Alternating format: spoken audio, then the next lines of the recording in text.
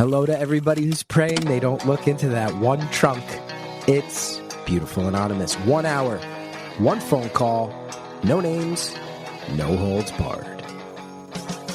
I'd rather go one-on-one. I think it'll be more fun, and I'll get to know you, and you'll get to know me. Hi everybody, Chris Gethard here. I know not everybody loves an intro, so if you're looking to get right to the call, you're going to want to skip, I'd say, about 5 minutes ahead. That'll put you right towards the beginning of the call. Hi everybody, my name's Chris Gethard. Welcome to Beautiful Anonymous, a show where we, in a lovely meandering way, look at the current state of the human condition, one phone call at a time. So lucky to be your host. So overjoyed to touch base with you. Did want to let everybody know my monthly variety show that I host. It's called That Show with Chris Gethard. The one we did last month was really fun, really great. A lot of Beautiful Anonymous fans bought the streaming tickets. Guess what? If you're listening to this when it comes out on Tuesday, the 25th of February, that show is back on the 26th of February, and you can buy a streaming ticket, watch it from anywhere in the world. You have about a week to watch it once it goes live, and you can find the tickets at punchup.live/Chris Gethard. So thanks so much. It's been a very exciting project, and it's really nice. I get to host and try to do some funny stuff in my own right, but I also get to just bring comedians that I love, especially younger comedians that are doing stranger stuff. And I think comedy has become a sort of aggressive, I might say somewhat negative culture the past handful of years. I'm actually not that mad about it. Artists, go make your money. But for me, bringing some stuff that's about the experimentation, the exploration of ideas, the communal side of comedy in a positive way, it feels really good. So again, thanks to everybody who's been supporting that show, and go get that streaming ticket because we're going to do a new one this week, including a bit. These guys contacted me and told me they do a thing called the Human Blender, and I was like, I don't even need to know. Like, yeah, come do it. Come close the show. I don't know what that is. I don't need to know, but yeah, we need a human blender. Come on. It's going to be a fun one. Anyway, I do want to make sure I shout out.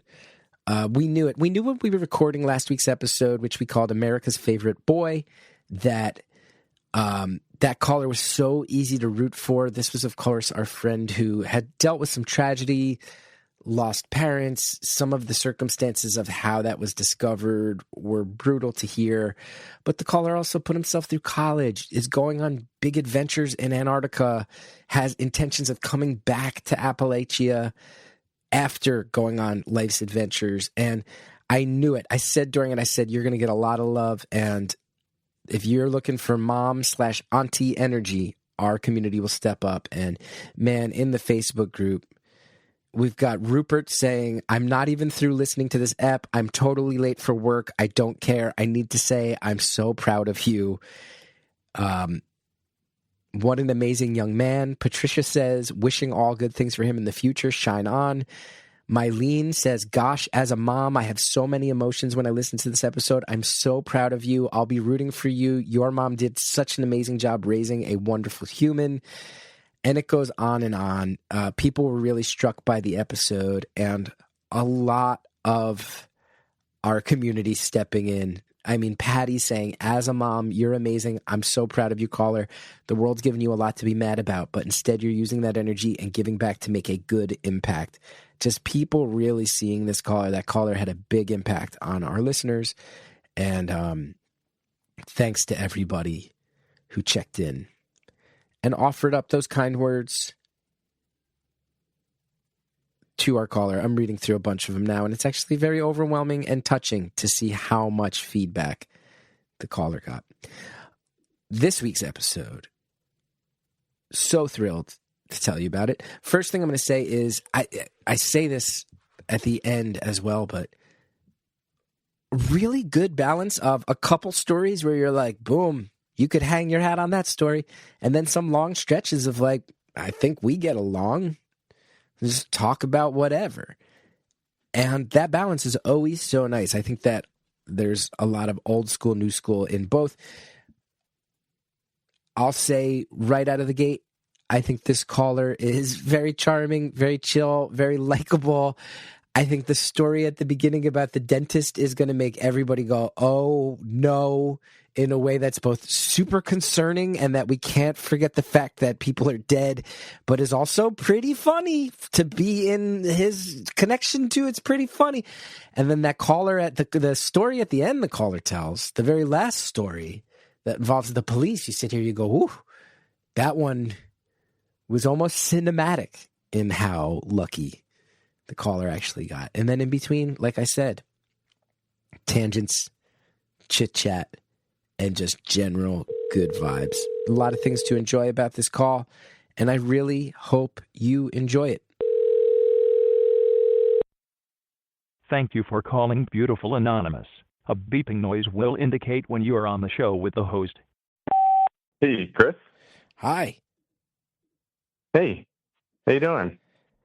I'm good. How are you? Good. How you feeling?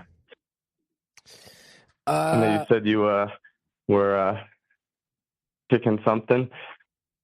I'm bouncing back physically. Yeah, the flu has passed. Okay, that's I'm good. doing good. Yeah, the flu has moved on. The depression has not, but I'll fight through it. I always do. You know, this is just part of my life. Yeah. How are you? I hear you. I'm all right. I can't complain. Just got a bunch of snow last night. It's looking nice outside. Took an hour and a half off of work to chat, so I'm glad it worked out. I apologize that our technical difficulties extended that a little bit. My bad on our end. Oh, it's all good. It's not a big deal. It's actually funny. As soon as the beeping went off, it was just, you just said, Andrea's gone dark. And then it just clicked. It was a very ominous intro. Yeah. But I'm glad you worked it out. Some piece of my equipment is in the process of breaking, and we basically have to rebuild the whole system every single time. It's very boring and annoying for you, and I do apologize. No big deal. Well, thanks for having me on. Oh, I've been a long-time listener since episode 1, so from this American Life, so it's pretty exciting. It's a pleasure to have you. I feel lucky you're here. Well, I don't know if Andrea told you anything, but I pretty much have been just writing down the past few months, just some fun little quips and stories, some more fun than others, but just thought it'd be fun to kind of shoot this shit and maybe share a couple of them along the way. I love that. But, I don't want to run the show too much as far as, I'll follow your lead. Making the comment. Well, the big one I did have that I started with that I do want to share before, we get sidetracked as the calls always go. But I did kind of lead with the fact that I did have a murderer's fingers in my mouth a couple times. So wanted to kind of start with that one. Did you see a dentist who was a murderer? That's exactly what it was, actually. Look at that guess, baby! I deciphered it right away. That's an intriguing pitch, but I did unwrap it quite quickly. Could have gone a lot of weird ways otherwise, but yeah. Probably. How'd you find out your dentist was a murderer? Well, it was probably so I moved cross country from the East Coast out to kind of mountain time area, and I was just like, all right, I'm in a new place. I'm gonna go on ZocDoc, find someone who's got some good ratings, and find a dentist out here, kind of starting everything over. I'm like, oh, this guy's got rave reviews, right? So honestly, I think 5 stars across the board. Bedside manner was a very big selling point, surprisingly. And yeah, so found this guy, went to him, I think 3, maybe 4 times. Honestly, nice guy. I would not have expected anything like that. I was like, yeah, really nice guy. Spent the time talking, whatever. Switched jobs, new insurances, didn't go there for a year or 2. And I'm working at home, and I get an email from the dentist office And it's like, as we're all saddened about the news about Dr. Craig, and I was just like, I don't even know I clicked it. Normally I just would delete something like that. And I was like, oh, that's weird. I'm like, oh, I wonder if he like passed away or like something crazy happened. I'm like, I'll give it a quick Google search. So I searched it on Google, and my girlfriend was home at the time, and I just yell her name. I'm like, oh my God, my dentist just got indicted for poisoning and murdering his wife. Poisoning? Yeah, poisoning. So I was like, I just couldn't even believe it. So I'm reading the article, and apparently he ordered cyanide and arsenic to the dentist office, which I believe one of the assistants like opened a box or something, like they saw it and kind of like, hey, this is for you kind of thing. And he put it in her like workout protein shake and poisoned her. And then she was like in the hospital for a week or something, and he flew out like his mistress while that was happening. And apparently he was in a ton of debt, and he took out, I think, like an insurance policy or something like that, which I don't even get how or why you can do that anymore. And yeah, she ended up passing away, which obviously is super sad. And then I was just looking it up recently again, and apparently he's got new charges for trying to convince some of the other inmates to kill the detective that's on his case as well now. So this guy just completely went downhill. Now, do you have any fillings or crowns or anything that he placed in there that are a permanent part of you now? I do. I have one filling. And the weirdest thing about it was like, he had this newest, nicest technology. It was like laser done. It wasn't even like drilled. And he was like, oh, you have like great insurance. And like, he was just like a very personal guy. And I'm a pretty good judge of character. I've met all sorts of people in my life. I mean, I lived in New York City for 12 years. You know, you meet a lot of people. You kind of figure out, I think, how to read people, or you don't at all. But like, I would have never seen that coming in a million years. Like, I could name 10 people right now I've met that are more likely to be murderers than that guy. So yeah, it was like really surprising. Like, I mean, I look now at his mugshots and stuff, and he looks like a murderer now, but like, he did not look like, you know, no one looks great in their mugshot, but he looks rough in that. But like, he was a very put together, nice, friendly guy. I was like, this is somebody I could like have a drink with. Then I found out he was Mormon, which probably adds to a lot of that stuff. And again, a little sad because I think he had like 5 or 6 kids. But yeah, crazy. So that was just one of them. One of those stories that I was like, kind of had to share that. Have you ever thought about the fact that since you have a murderer's filling, that do you ever feel like you are more prone to murdering now? That do you ever feel like the rage of that tooth takes over your soul and your mind and your heart? Honestly, the funny thing is I didn't even think that I had a filling, or like I didn't even think about that part of anything until you just said that. I don't think so. I think it would be alarming if I said yes, but no, I don't think so. But I think it is probably one of the weirder like mementos like that you could have. Like, you know, tattoos have stories, all this stuff has stories, but you know, that's a rare one. That's a weird thought now that you said that though. You have them. You got the murderer's tooth, the ancient curse of the murderer's tooth. Yeah, I'd like to. I actually have to check what tooth that is. Actually, now I don't even know what tooth it was in. I wonder how many of our listeners know a murderer, at least to the level you did, of a dentist you saw a few times who has had his fingers in your mouth. Like, I was thinking of it, and I was like, right. I was like, I don't know any murder. And then I was like, no, I do know a murderer. I know I was closer with someone than that dentist and you who murdered. Wonder what the comments section is going to be specifically on, like, to what degree, how many degrees away from knowing a murderer are you? I think that will be fun feedback for this episode. Definitely. And like, the funny thing was, me and my friend, like, a few months before, we're like at a bar just shooting the shit, and we were like, somehow we were talking about, like, we always have pretty strange conversations. We were like, I wonder, just even living in New York City, so many people, how many people we might have just crossed paths with, like you're just exposed to that many more people, just in a lifetime. But, although I wasn't on a super intimate level of knowing him, like, it's a weird situation where, like, it's one of the few people that's a stranger and not anyone else that would be that close to you.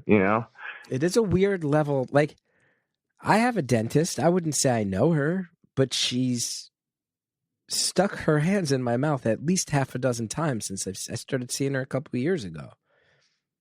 Yeah. It's a weird Like, level to you know kinda someone who has murdered. You can't answer a single question about this guy, but you've shared experiences with the same hands Totally. that dropped the poison into the protein shake.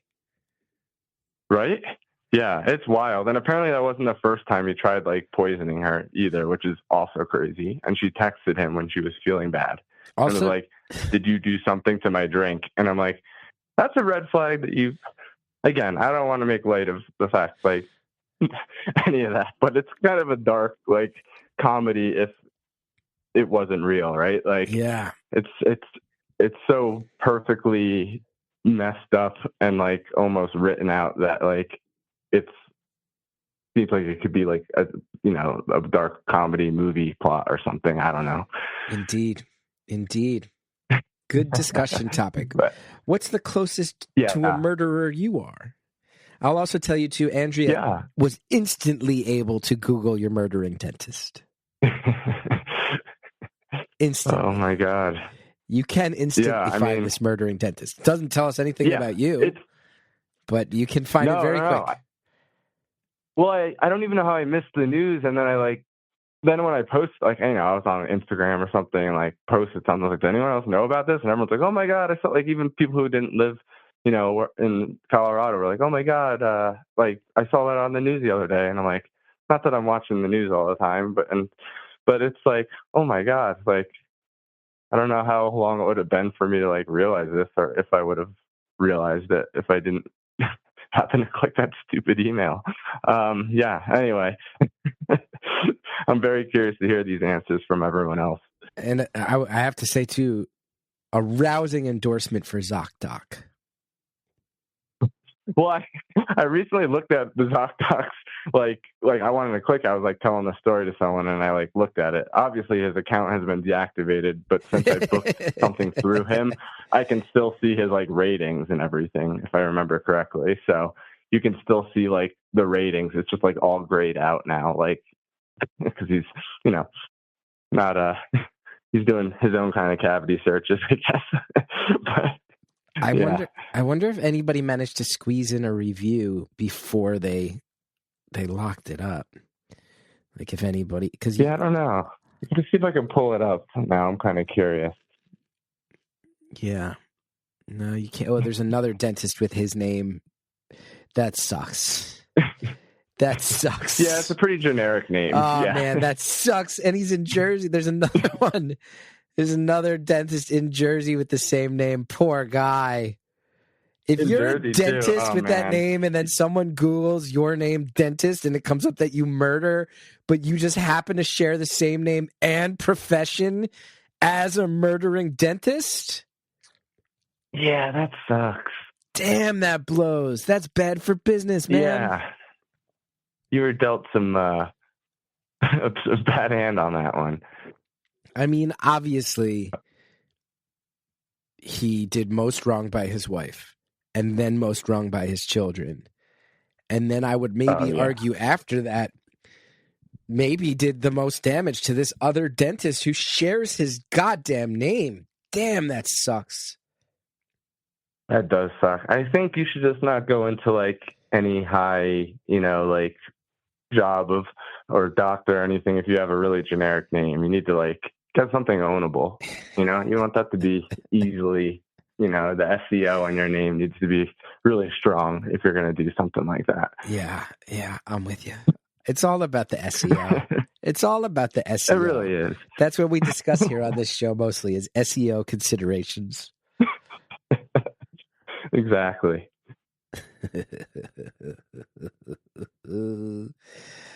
I love it. I Well, love it. that's one of the bigger ones I had on my list, but Okay. I'd be remiss not to share that one. What else is on this list? I'm loving this. It's just kind of weird things. I mean, I had probably like 5 or 6 years ago now. I got an email, just no subjects, no body copy, nothing, and just an attached photo.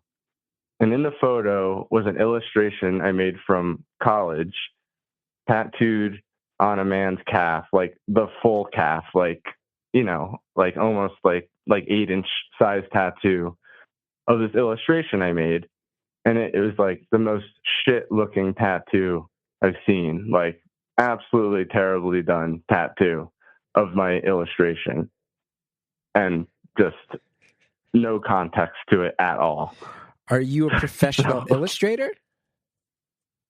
I'm a professional designer. I definitely do illustration, trying to get better at it and this and that. This is just something you wouldn't want, I don't think.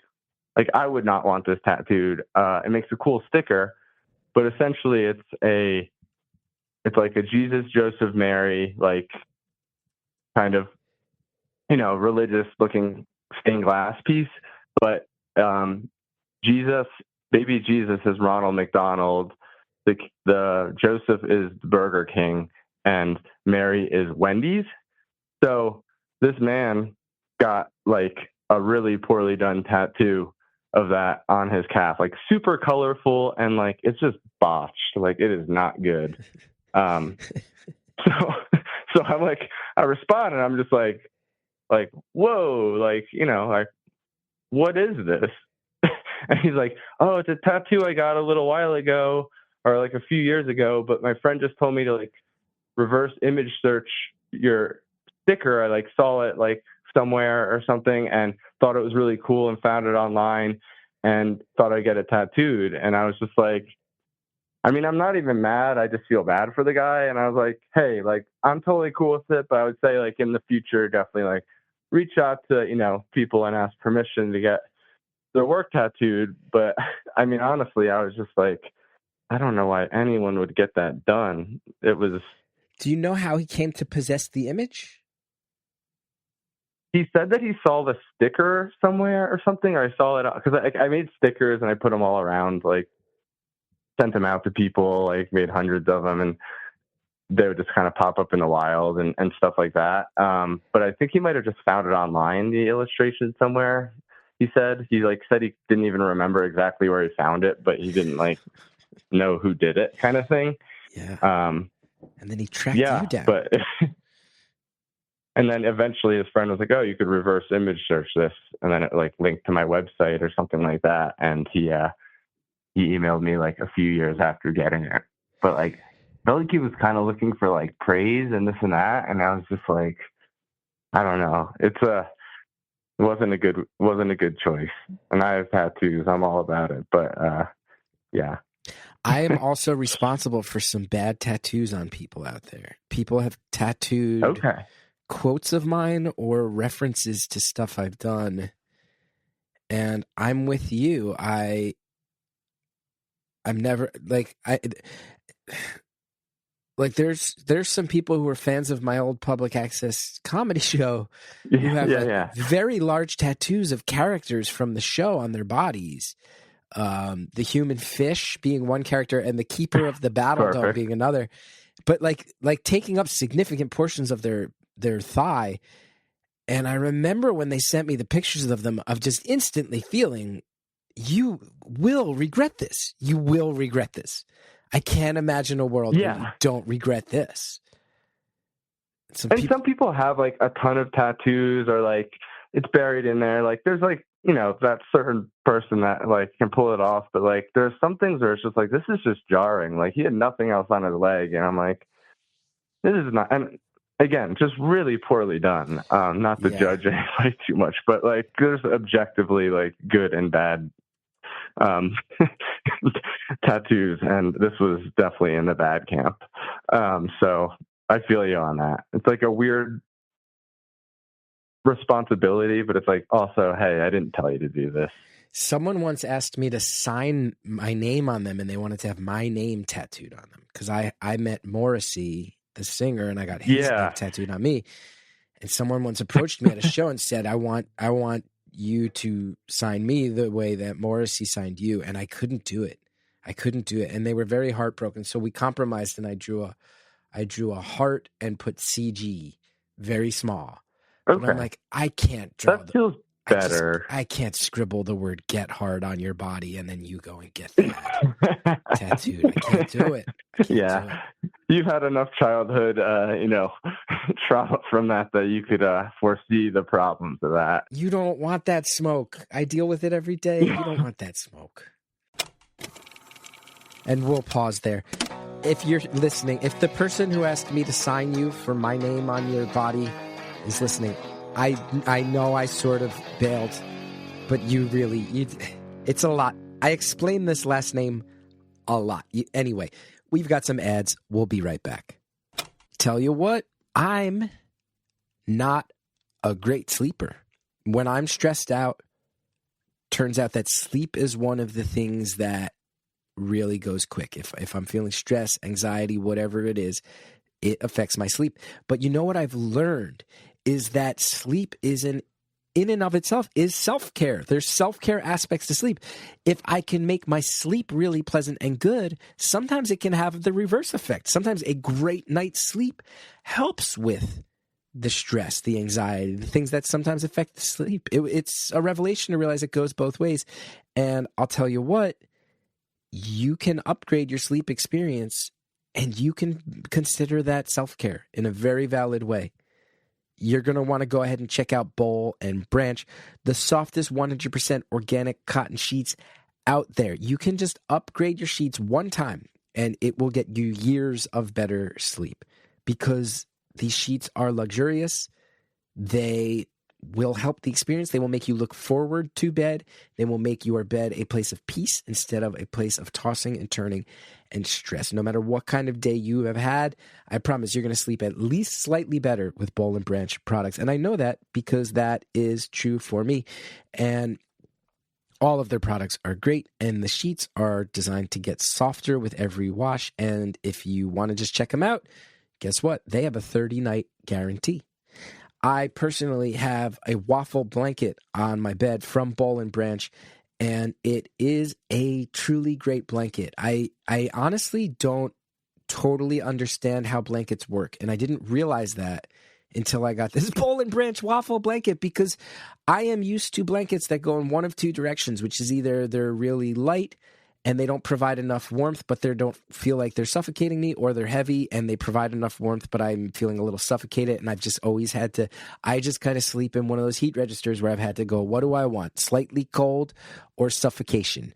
But then this waffle blanket, I don't know how to explain it except to say that it breathes and it doesn't feel suffocating, and it still provides all the warmth and heat I need. And it's an actual game changer that makes me look forward to going to bed. And we put that on our bed, and I felt that upgrade kick in immediately, and I felt the sleep experience get better instantly. It's really a quality product. Boll and Branch products are made different so you can sleep better at night. Woven with the finest 100% organic cotton on earth, crafted by artisans who earn the pay and respect they deserve. Those signature hemmed sheets, designs and colors for every bedroom style and mattress size. All season sheets that have a breathable, unmatched softness to start. They get softer with every wash. The perfect foundation for Boll and Branch's airy bed blankets, cloud-like duvets, and so much more. And again, they have the 30-night worry-free guarantee. You can try Boll and Branch sheets for an entire month. Seriously, go wash them, style them, feel the difference for yourself, risk-free. If they do not change the way you sleep, send them back, get a full refund. That's confidence in the product right there. Now is your chance to change the way you sleep with Boll and Branch. Get 15% off plus free shipping on your first set of sheets at bollandbranch.com/beautiful.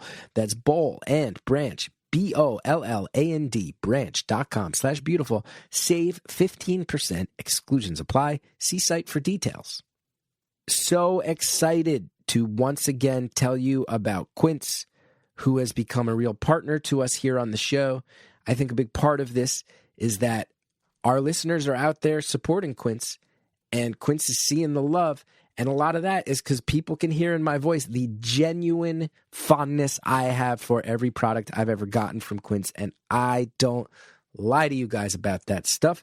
Elevating my style used to mean breaking the bank. It was expensive. You go, you want to look good. You always want to have a couple items where you go, if I have a job interview, if I have a date, if I have a situation where I know I need to have the confidence that I'm wearing something that looks good, you always want to have a few things like that. But guess what? Quince can get you high-end, versatile pieces at prices you can actually afford. I can upgrade my style by snagging killer luxury essentials that sync with the vibe and with the wallet. Quince has all the must-haves like Mongolian cashmere crewneck sweaters from $50, iconic 100% leather jackets, and versatile flow knit activewear. The best part, all Quince items are priced 50 to 80% less than similar brands. By partnering directly with top factories, Quince cuts out the cost of the middleman, passes the savings on to people like us, and you'll be happy to hear Quince only works with factories that use safe, ethical, and responsible manufacturing practices, along with premium fabrics and finishes, which I really love. I love that they are on their end doing it in an ethical way that allows those of us who think in ethical fashion to have trust in them overall. Super cool. I have 2 sweaters from Quince. I love them both. One is gray, one is charcoal. They have become my go-to. I need to feel good about myself, so I'm going to put these on so I have one less thing to worry about items, and they are great. Indulge in affordable luxury. Go to quince.com/beautiful for free shipping on your order and 365-day returns. That's QUINCE.com/beautiful. You'll get free shipping and 365-day returns. Quince.com/beautiful. Thanks to all of our advertisers. Now let's get back to the phone call. You don't want that smoke. I deal with it every day. You don't want that smoke. Yeah, that was very responsible of you. And it's just like attaching someone's, name or something to it. Not saying you're going to kill someone and they're going to be like, I have a murderer's tattoo on my arm now. But it's just good to keep a little space between that when you can. Yeah. It was one of the things, it was, I've realized, as someone who makes cult following work, that you're kind of responsible for drawing the lines about not being a cult leader. And I always would joke about the cultishness of my work and the cult leader aspects of it, but I actually was pretty mindful of know where that line is and really try not to cross it, man. Yeah, it's a slippery slope for sure. Yeah. And I feel like, a lot of the stuff you've done and your fans definitely go hard with all your output. So I understand Especially that. Even Weird New Jersey's got such a, I grew up reading that. So you did? Yeah. It's funny. I actually tagged you or messaged you last year. I was back home going through my old Weird New Jersey magazines, and I was telling a friend about it. So I was back home with my parents and looking through them, and I found an old photo of you. So I think I just messaged you, and I was like, oh shit, I didn't because at the time I didn't know who you were when you were writing for Weird New Jersey. Obviously, I was just a kid. I was a college kid. Yeah, and I was a high school kid, So when I came across that, it was really fun to find because obviously I became very aware of your work and stuff after that. I got to say too, on Beautiful Anonymous, this hasn't come up that often, I don't think. For anybody who's like, what are they talking about?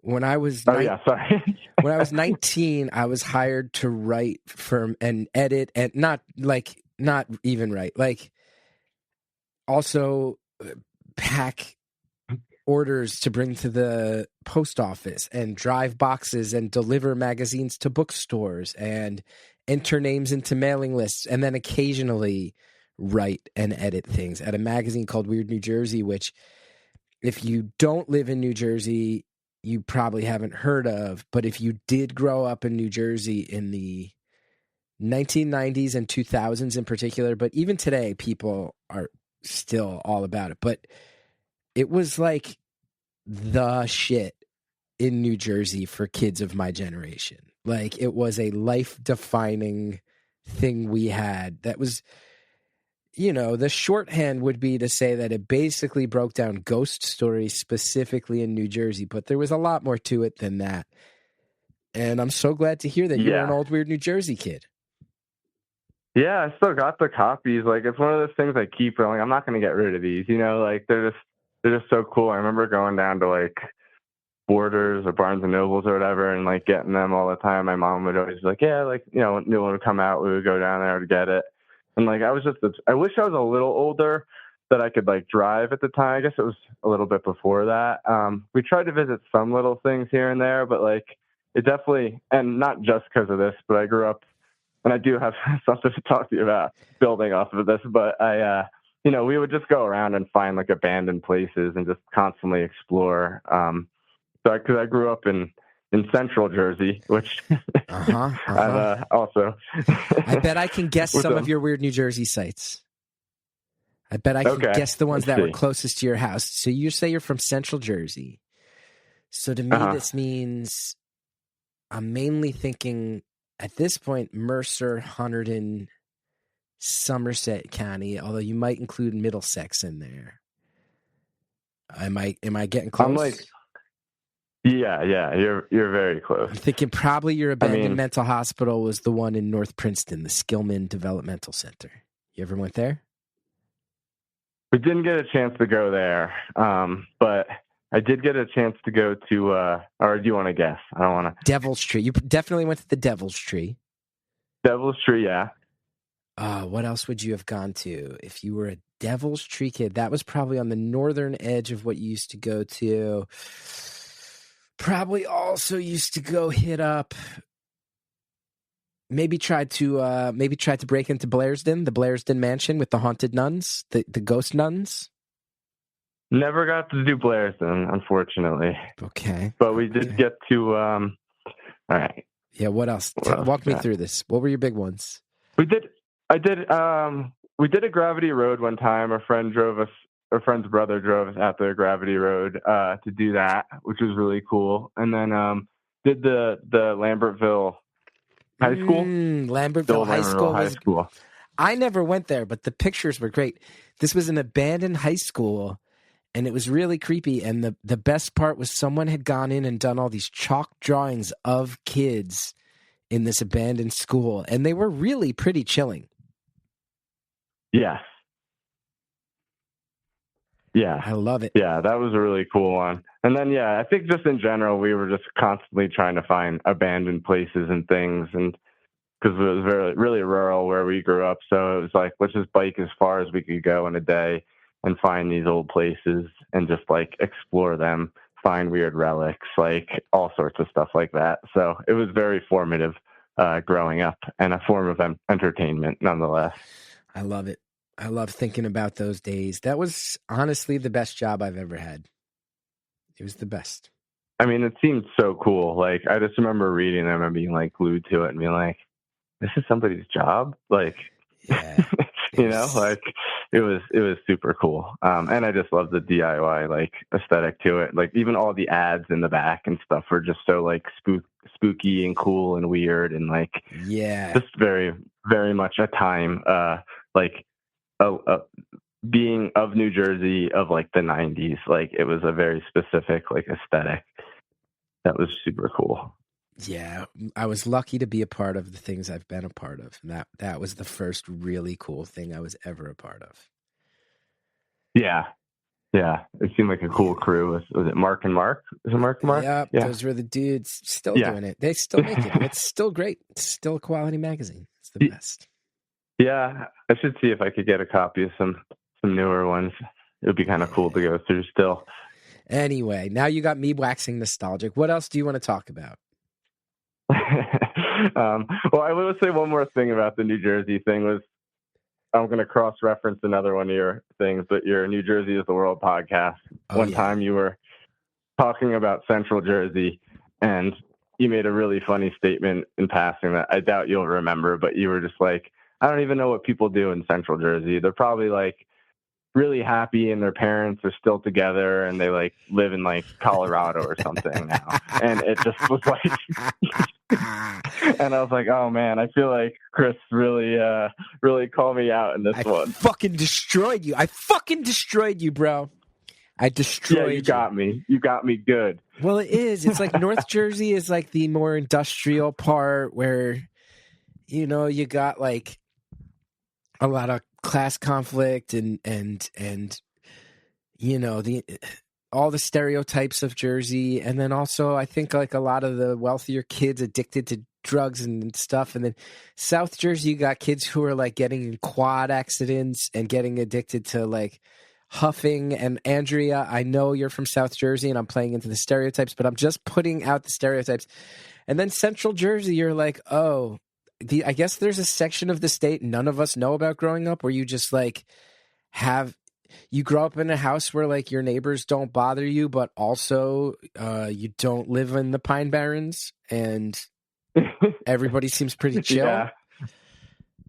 I mean, I think we get the best and worst of both worlds because like we definitely like a lot of that rings true.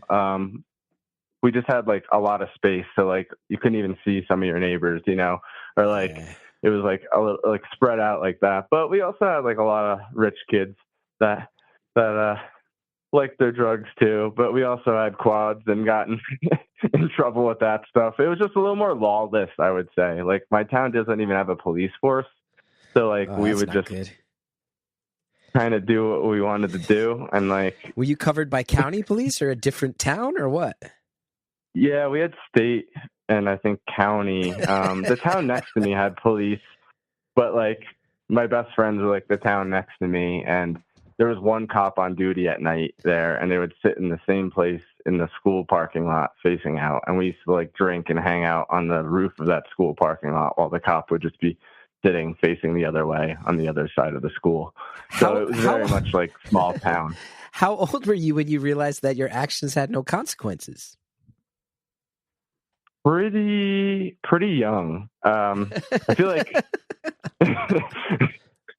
like you know, you were more likely just to get scooped up by like someone in town that like knew your dad, you know, or something like that, or your parents. I mean, by high school, it was like it's on, you know, like we, you know, at 14, I met like my really good group of friends, which I'm actually going to see next week for a bachelor party, which I'm excited about. But yeah, we would get in a lot of trouble. And his grandfather had a farm, like 180 acres, and we would just like, you know, kind of do what we wanted to do. And if we did get caught, like one time we did get in trouble with the cops, and like they put us in the car and like brought us back to his grandfather's and like made us shovel his driveway kind of thing. You know, it was like kind of like that. And this is the same friends who stole the Welcome to New Jersey sign off like a 6-lane highway.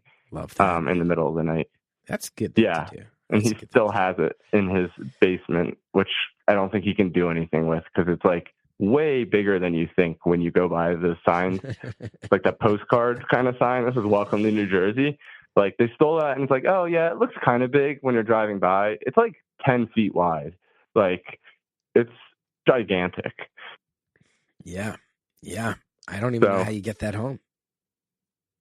They put it on the roof rack of the car and tried to kind of all stand out on the side and hold it. And then tried to tie it down and started to rip the roof rack off. So then they had to like ditch it in the woods and go get their friend's car who had a pickup truck and like put that in. It was a whole ordeal. Now, are you a ski bum? Why'd you go to Colorado? You like weed or skiing? Yeah. Which one?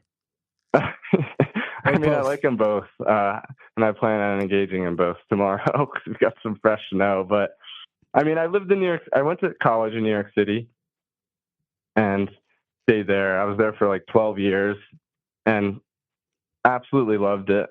My whole time there, loved the arts scene, music scene, DIY music scene. I went to college like right by UCB, the Chelsea location, so I was like right around the corner. Go there a lot, but yeah, you went to FIT. I went to FIT, and I think I just wanted to change a pace wanted, a little bit more bang for my buck. It's just a little less of a challenge of like, New York, like everything's a challenge. Or like getting on the subway and like I'll stand right here by this pole and this will mean that I get on this door so I can stand with my back to the window door in between the train cars and I'll get off right where I need to get the stairs to transfer. It's like always just a rat race. So I think it was just a change of pace for a while and being closer to nature and, being able to ski, hike, camp, climb, do all that stuff, and for a little bit cheaper. So yeah. And, just lived in the Northeast for the first 3 decades of my life. So I think it was just time for a little bit of a change. How long have you been out there? I think 5 years now. And you like it? Coming up on 5 years. I do. I really like it. It's a cool place.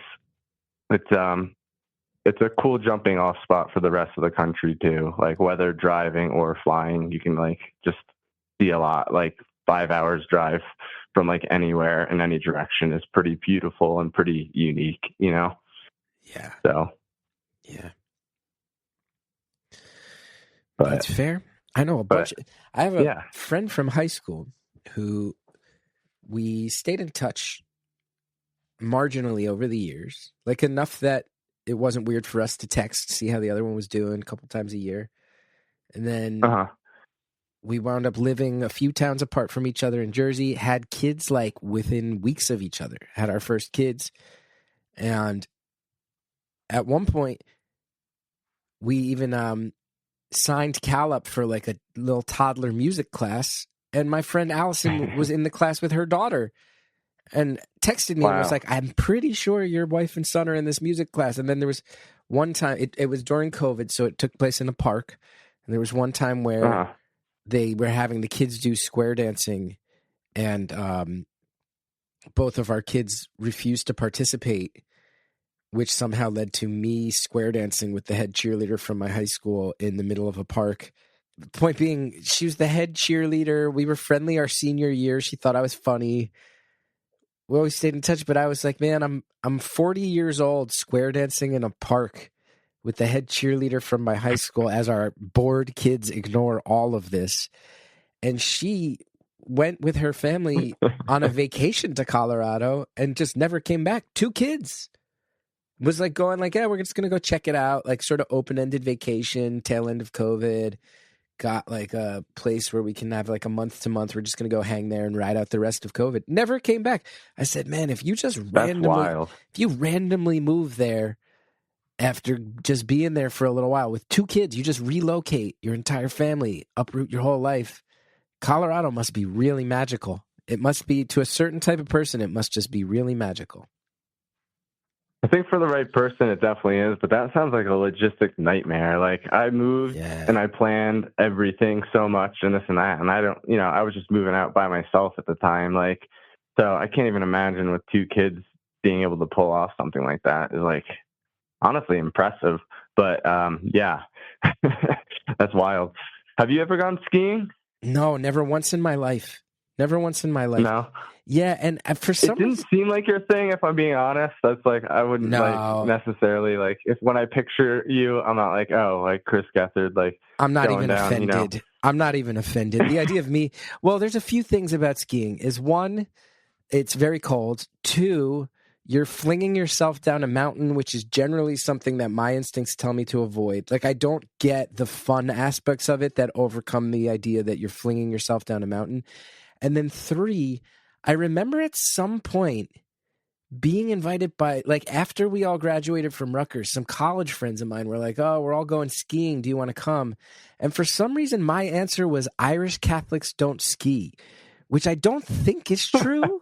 I don't think that's true, but I can say no one in my neighborhood I knew growing up skied. So I mean, all those things. I'm trying to think of. Well, actually, my girlfriend is an Irish Catholic, so she does ski. But did she grow up skiing? But I do. She went a little bit growing up. Okay. But that's a very small pool that I'm pulling from right now. I'm like trying to go through. my mind of other Irish Catholics. But I mean, it's an expensive sport. I know it's a very privileged sport too. So like, it's like something I barely did as a kid, and it was like a big treat. Like for our Christmas gift, we would go like twice a year, you know, because it's expensive. It's a weird sport too, because they advertise drinking a lot for it, and it's like the most dangerous sport even without drinking. And then, and then they're just like, oh yeah, have a couple beers in the parking lot, or like have a beer, you know, whatever. It's like playing soccer and drinking, like not so dangerous, but no one really like advertised like the players like drink lots during it. But for whatever reason, skiing and snowboarding, it's like, yeah, drink a little, go skiing, it'll be fun. And it's like so much can go wrong, even just stone cold sober going down the mountain. Like, yeah, kind of an interesting thing.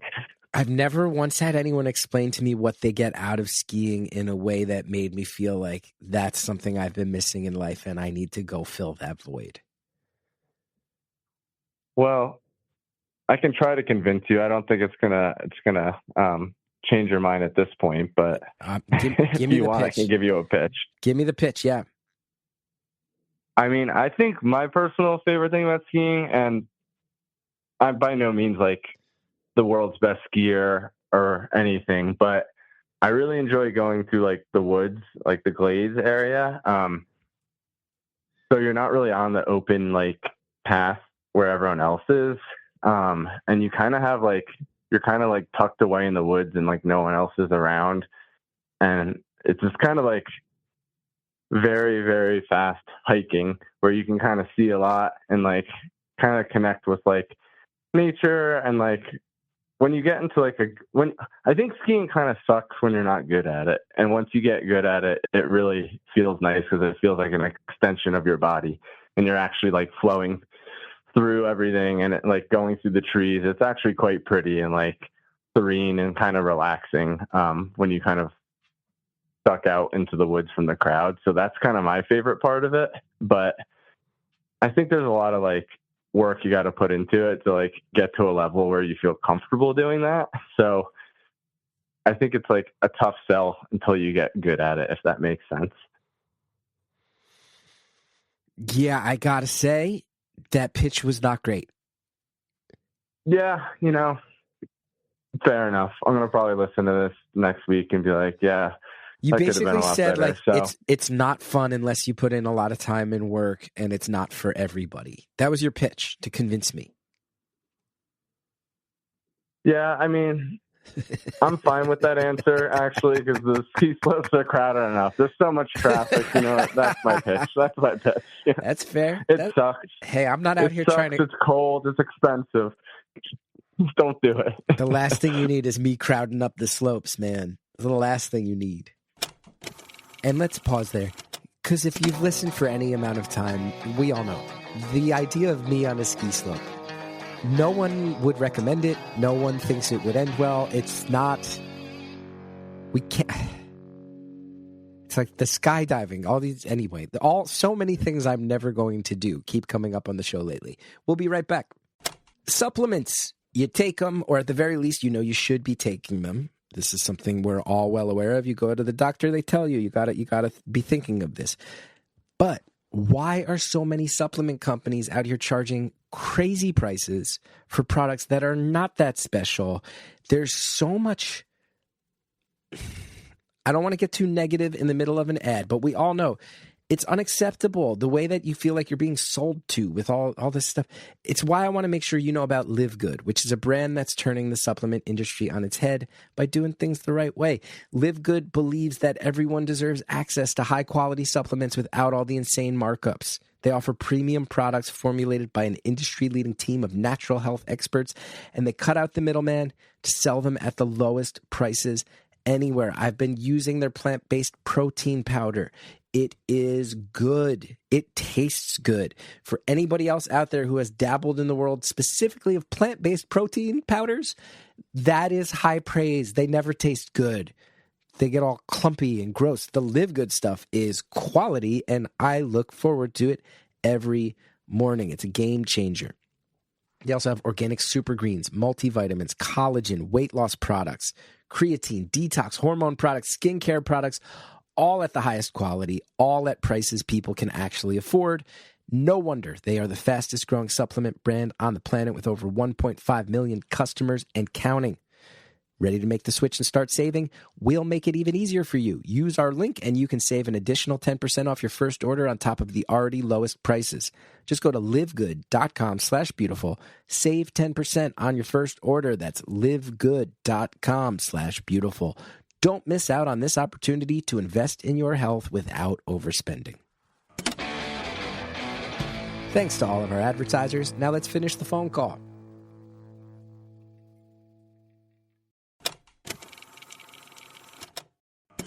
The last thing you need is me crowding up the slopes, man. It's the last thing you need. No, I'd like to see you on the slopes one day, Chris. I don't know. I've gone snow tubing. That's the closest I've done. Do you enjoy that? I would say it was perfectly fine. Okay. But yeah, I mean, cool. I went up a ski lift and then slid down a mountain on a tube. Only ever did that while on dates with people who found it interesting, and I pretended that I also found it fun. And then begrudgingly had to admit that it was a little fun. All right, fair enough. Yeah, well, I think I know where you stand on this. I don't think you're going to get into skiing at this point in your life, and that's more than fine. I think where I stand is firmly planted at the bottom of mountains, never at the top, looking to slide down. Okay, what else is on our list? I like it. And we've been flying. We've only got 18 minutes left. Oh, damn. Okay. What else is on my list? I have a couple things. You could choose. I got a road trip story, which kind of feels tied into one of the callers a few weeks ago, or I got a story when I worked at a soul-sucking job at Rite Aid. So either one of those you can choose. How long ago did you work at Rite Aid? Like over a decade. It was just like seasonally in like the winter and summer for like a year or two in college. It was the only place that would like hire you for like 2 months out of the year or something like that. So, yeah, it was terrible. Well, I was asking when you worked there, and I wonder if you noticed this or if this had already started when you were working there. At what point did pharmacies now seem to have a "we don't stop shoplifters" policy? And this is a thing people are talking about more and more. And I've noticed there's less humans working at pharmacies, more self-checkouts, more stuff that's locked up. Roy Wood Jr., a comedian, he has a great bit about how you have to now, anything you want to buy at a pharmacy, you have to find someone with a key and beg them to open it. Were you working in the Rite Aid system? Finding a person that works there is the trouble. As someone who worked there, was this before that company policy?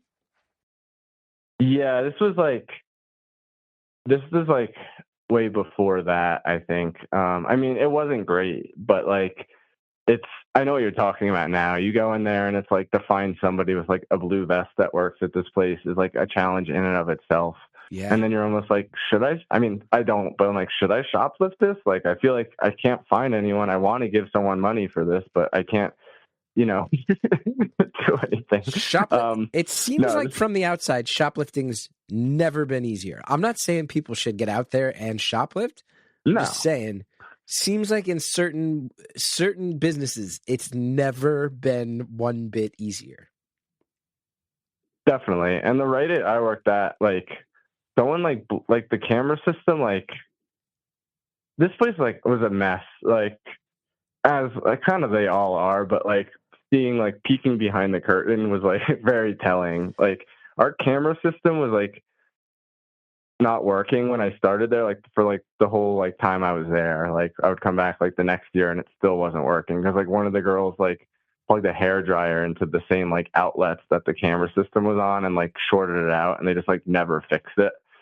And we would have people that would shoplift all the time. Like we would find like bottles of like Delsum or whatever that people would just like chug and like robo trip or whatever they call it, like, and just leave them. And like, it was like a mess of a place, but it was entertaining, the characters that worked there and that came in there. Yeah.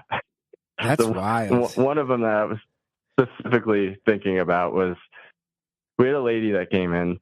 We had a photo department, which is like, was broken whenever we wanted it to be, because like we just didn't want to operate it like every place that you hear about, that kind of thing. And some lady came in and wanted to print some photos. So I talked to her, I think I was like 18 at the time, 19.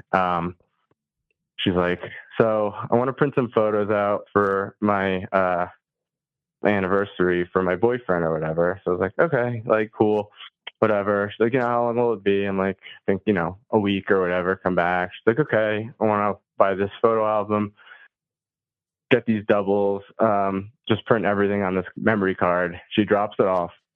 So I put it into the machine, and it is,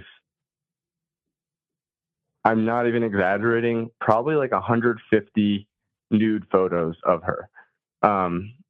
Just like every, like when people would uploaded photo albums from like college or whatever back in the day, where you put like every possible photo, like you don't even edit down to like say like, oh, these are like the best 3 or like whatever. It was like her all around her house in different positions, but like in every single room, like in the kitchen, in the living room, in the bedroom, in the backyard, and then like 20 of the same photo, just like slightly changing, some of them blinking, and she just wanted to print all of them. I didn't really know much about the photo department, so I was like, sure, I guess we're printing them. I don't really like. And she was nude in all of them? She was like nude, half nude, and maybe lingerie in some of them. I'm going to be honest, those ones obviously didn't stand out as much, but I would say there were close to 100 nude photos of her in this. And she wanted doubles, which I just found, I don't know, funny. So whatever. I was like, I don't really care. So I guess, I think looking back now, we probably had a policy against this. It was pretty lawless. So I print them all out, print them all. She comes back in a week to pick them up. I happen to be working that day again. I charge her for everything. And she goes, that's way too expensive. I don't want the photos. So I'm like, all right, lady. I mean, like, I'm not going to, I can't force you to take these photos, but now we're stuck with like 300 nude photos because you wanted doubles on top of everything. And how old were you at this time? I was like 19, probably. 18, here 19. I am, a 19-year-old boy, and I'm stuck with 300 nude photos of this lady. For what I will say is, I did shred every single one of them. We had. Good on you. That's a Jersey guy right there. I did not want to be caught in any of that. That's a Jersey guy. You do the right thing.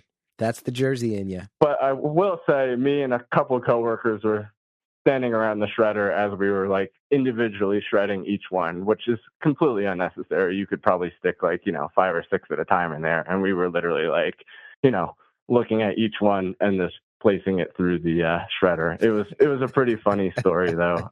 One of the funny, I mean, it wasn't cheap, but it wasn't like that expensive. Like, I don't know what she was expecting the price to be, but the fact that she was like, that's too expensive, like never inquired about the price, kind of just dropped off the memory card and was pretty confident about the whole thing until it came to the price, unless they just broke up or something.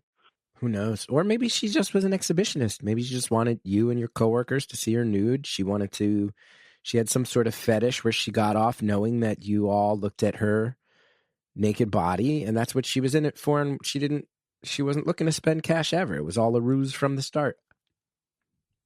Maybe. I mean, it's questionable because although I was 18 or 19, I probably looked like I was 15 or 16 at the time. As you look back at photos of you when you're like a freshman in college and you're like, man, I look young. So a little questionable if that was her motive, fair. But okay. I don't know. I also wanted to say one thing just to have it on record from my end. I know that it is a dialogue now that pharmacies are being shoplifted from left or right.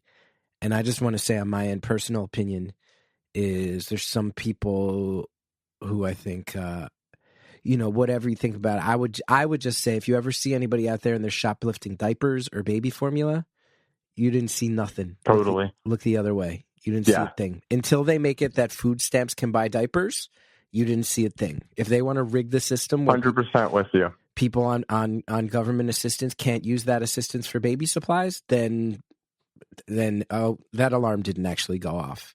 If they're stealing other stuff, you can choose if you want to call the cops. But if somebody out there is facing diaper insecurity, nah, you didn't see a thing on that one. That the system's rigged. Oh, I'm totally with you. I'd read the room on what's happening, who's taking what, for sure on that one. Not that I'm condoning anyone to do anything, but I think there are certainly justified things in that. I'm with you. Yeah, I'm not a big anarchy crime guy, especially not at the age of 44 as a dad. But that one, yeah, I do sit there and I go, Eminem has a line from way back in the day. These damn food stamps, they don't supply diapers. And then you look into it and you realize, oh, really? People on food stamps can't use them for baby supplies. You're punishing poor people. Okay, then I guess that stuff just gets messed up.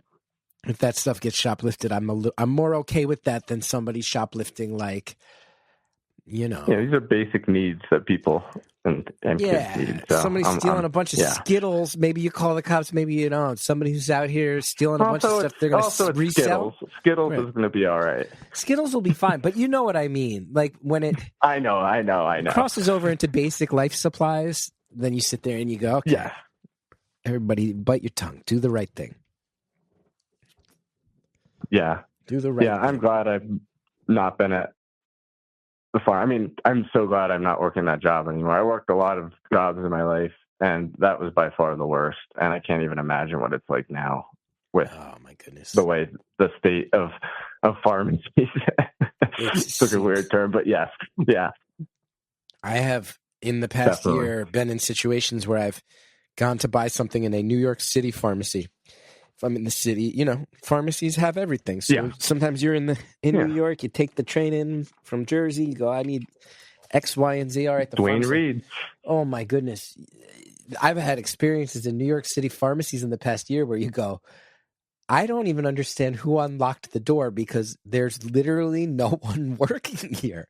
There's literally not a human being who seems to be in any sort of control. I don't know what's happening here. Actual chaos unfolding.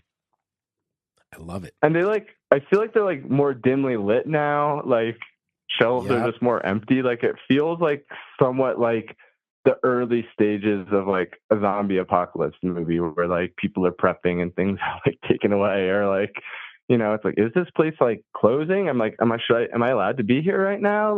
Some of the places look pretty rough in New York and elsewhere. It's a common conversation topic amongst people like you and I, and sort of a very easily memeable thing right now.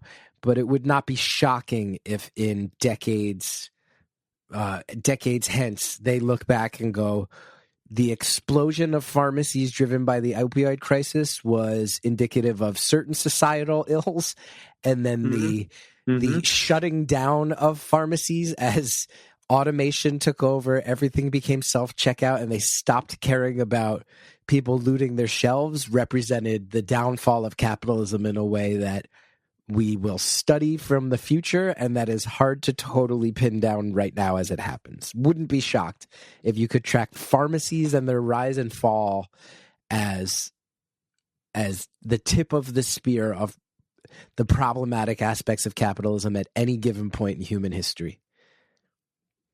You heard it here first.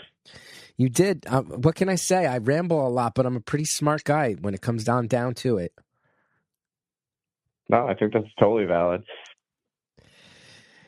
Hey, where are we at with time, Chris? 5 minutes if you want to blow my mind. If you've been sitting on a 5-minute banger, now's the time.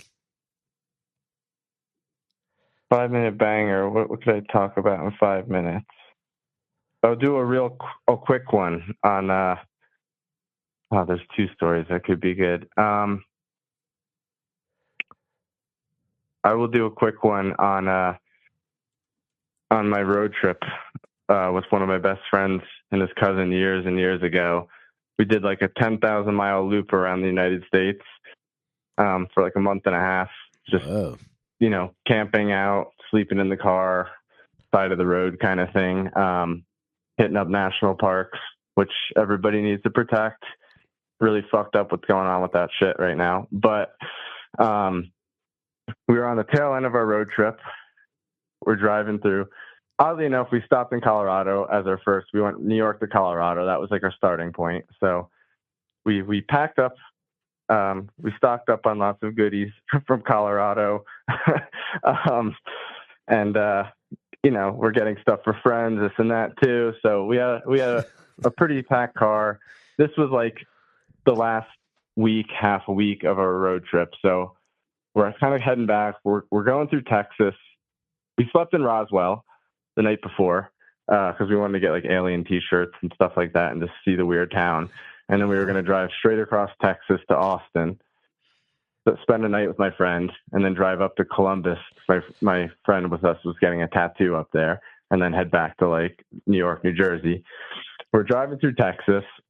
My friend's driving, and we hit a speed trap kind of thing where, it just goes from like 75 to 35. He missed a sign, and it was like too late. This little blip of a town, cops waiting. So we get pulled over, and it's like stereotypical, like West Texas cops, like 6'5", like brick house kind of like dude with like lips full of chewing tobacco, straight brim, like trooper hat, like out of a movie. He starts talking to my buddy, said he smelled something in our car, which he probably did, and ended up saying like, do you have anything in the car? Me and my buddy were both kind of like looking at each other. We both pull him aside and we're like, hey, we do have a little bit of stuff in our car, because he was going to search it. I just want to let you know his cousin, it has nothing to do with his cousin. His cousin was a little younger. He was very innocent, and we're like, we don't want him involved in it. And the cops were like, we do appreciate that. We respect you saying that. They call in a K9 unit to search our car. Oh no! Which we thought it was a joke. We were like, all right, and then we see like the car, like the next cop car pull up, and it just says K9 on the side of it, and we were like, fuck. And to be fair, you did have intent to distribute. Like, they're not wrong. Oh, we definitely had intent to distribute. I will say we pretty much were on our like last little bit of weed. We were going to get more in Austin from my friend, but we did have pretty much, our car was packed, 3 of us in there for a month and a half, stuff for like snow, stuff for like summer, because we were all over the country. It was like fall. A bunch of crap. And we had like a chest where we put stuff that like we weren't using. Like we were in the like summery time area. So we had all our like winter clothes in there. And we had probably like $500 worth of edibles in there. And barely any weed. So they go through our car. We have to take everything out of the car, like line it up on the sidewalk, and this dog is just going wild, like going through stuff, found our little bit of weed, and they look at it and they're like, this isn't from Mexico. And we're like, yeah, I don't know. Like we're not going to say we were in Colorado or whatever, but he was like kind of complimenting our weed and trying to kind of get us to speak or something. Kind of brushed it off. Dog kind of finds the like little bit we have left. Everything's out on the sidewalk except for the black trunk. The cop goes up to us. Oh, at one point he goes, just so you know, if you try to make a run for it, this dog will go after you. And I'm like, probably a little stoned and make a little joke. And I'm like, oh, it's a little too hot to run. And the crickets you could hear when I made that joke and the cop looked at me was palpable. So they pretty much, he goes, you guys have been really honest. All this other stuff. He's like, we're looking for trafficking, like pounds of weed from over the border. We're like, oh no, we were in Mexico. He's like, I'm going to let you off with the ticket. You can go down to the courthouse right now and pay it off. And I kept thinking, he literally opened every bag except for the black trunk that like is totally going to show that we are not being honest. And I thought it was like a setup. He was like, oh, and then we're just going to look at the black trunk. Literally everything out of the car but that. Says, pack up the car. You're good to go. We're like, we'll pay the ticket right now in the courthouse. So there's no problems, nothing. So we go down with them. And I kept thinking, they're like, let's just check that black trunk. But they never did. And that was filled with, again, like intent to distribute, like could have really ruined my future kind of thing. And I know I'm probably pretty privileged being a white guy in this situation. I will say that. I mean, but we just ran out of time, and you wrapped up the story right as we hit 0. That's all right. That's a hell of a tense tale. You got lucky on that. You got lucky on that one, huh? I think we're past the point in society of like, don't do drugs, kids. I think it's more nuanced than that, and legalized weed is a good societal development. I do think don't think you're cool enough to drive around the country like Hunter S. Thompson, like Johnny Weed Seed for all your friends spread out all over the place. That could catch up with your kids. Yes, I echo that. Be smart. I have to thank everybody who's been listening on the free feed. If you want more with this very laid-back caller whom I have great vibes with, beautifulanonymous.com. You can sign up and support the show.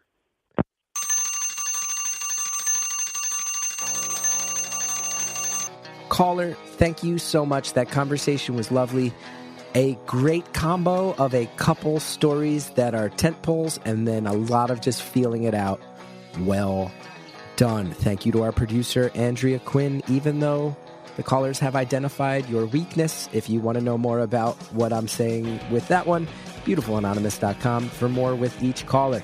Thanks to Shellshag for our theme music. punchup.live/Chris Gethard if you want tickets to any of my shows. We got a voicemail line, 973-306-4676. We're on Instagram at Beautiful Anonymous Pod. Join the Facebook group at Beautiful Anonymous, the community. We're also on TikTok now, and we actually got one caller from it, so I guess it's worth something. Thanks for listening, everybody.